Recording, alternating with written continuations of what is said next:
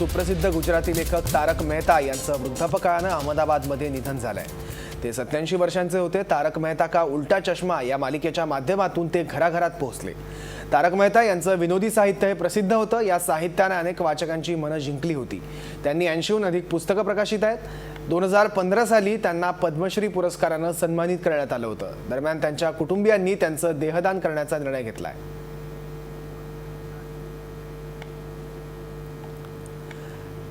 याबद्दल प्रतिक्रिया जाणून घेण्यासाठी अक्षय अंतानी हे लेखक आता आपल्यासोबत आहे। सर, हमने देखा अभी बहुत ही दुखद घटना है ये हमारे सबके लिए, लेकिन ऐसी कौन सी यादें उनकी, ऐसी कौन सी बातें हैं जो आप हमारे साथ इसी वक्त अभी साझा करना चाहेंगे?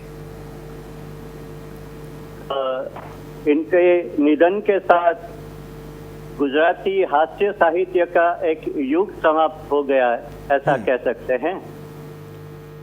हाँ, जब आखिरी बार मेरी मुलाकात हुई थी अहमदाबाद में, तब मैंने एक शेर कहा था और उसको बहुत अच्छा लगा था कि जिनके होठों पे हंसी और पाँव में छाले होंगे, जिनके होठों पे हंसी और पाँव में छाले होंगे, हाँ वही तारक मेहता के चाहने वाले होंगे।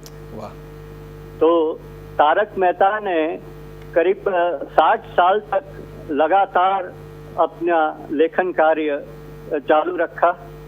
चित्रलेखा में उनके जो आर्टिकल्स आते थे हास्य और व्यंग के, उसमें उन्होंने पहली बार बम्बई की जो चाल संस्कृति है, जो चॉल्स रहती है, उसको उन्होंने इतनी बेहतरीन तरीके से प्रस्तुत किया था कि जो विविधता में एकता का संदेश हम देते हैं, वो उन्होंने हास्य के माध्यम से भी जनता के समक्ष पेश किया था।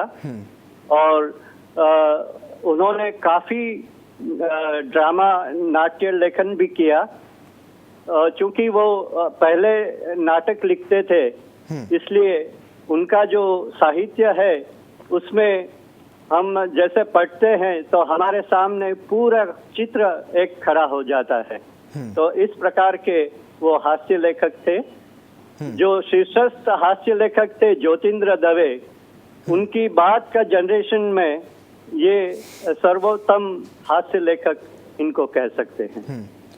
सही बात है सर, लेकिन उनका साहित्य जो है, उनका लेखन जो है, उसमें से हास्य और व्यंग की झलक तो हमेशा ही दिखती, लेकिन व्यक्तिगत जिंदगी में वो कैसे थे? कुछ यादें या कुछ बातें हैं जो आप अभी बताना चाहेंगे? व्यक्तिगत जीवन में भी उनका एक यही रहता था कि किसी भी अपरिचित से भी पहली बार मुलाकात हो तो पहले तो उनको ऑब्जर्व करते थे, वो किस प्रकार से बोलते हैं, किस प्रकार से हंसते हैं। और हम जैसे कहते हैं ना कि मेमोरी में फीड हो जाता है पूरा।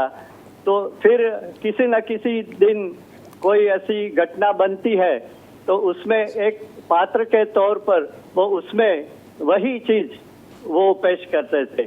तो मतलब उनको रेजर शार्प मेमोरी जिसको बोलते हैं, ऐसी मेमोरी थी उनकी।